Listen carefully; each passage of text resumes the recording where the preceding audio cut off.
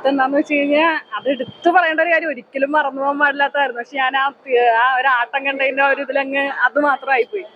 പശ്ചാത്തല സംഗീതവും ഈ പാട്ടും. ആ യൂട്യൂബിൽ നമ്മളെ ലിറിക്കൽ വീഡിയോ കാര്യങ്ങൾ കാണുന്നതിനേക്കാൾ അതിന്റെ ഇരട്ടിയുടെ ഇരട്ടിയാണ് തിയേറ്ററിൽ അനുഭവിക്കാൻ പറ്റുന്നത്. എക്സ്പീരിയൻസ് മസ്റ്റാണ്, അത് പറയാണ്ടിരിക്കാൻ പറ്റില്ല.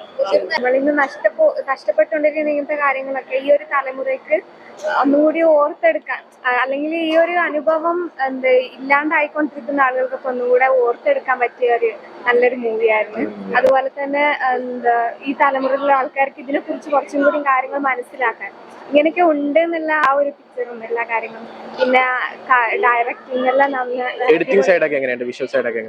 കൊള്ളായിരുന്നു. നല്ല അടിപൊളിയായിട്ട് എല്ലാം ചെയ്തു, നല്ല ഭംഗി. ഇങ്ങനൊരു കലാരൂപത്തിനെ പറ്റി വലിയ അറിവൊന്നും ഇല്ലാത്ത ഒരു ജനറേഷനൊക്കെ ഞങ്ങളെ സംബന്ധിച്ച് ഇതൊരു പുതിയ അറിവും ഒക്കെ തരും. മികച്ചെന്ന് പറയാൻ കാര്യം എന്താണെന്ന് വെച്ചാൽ, കാണാനെന്നാണ് ഒരു ഫോമിനെ മാത്രമേ ചിത്രീകരിച്ചിട്ടുള്ളത്.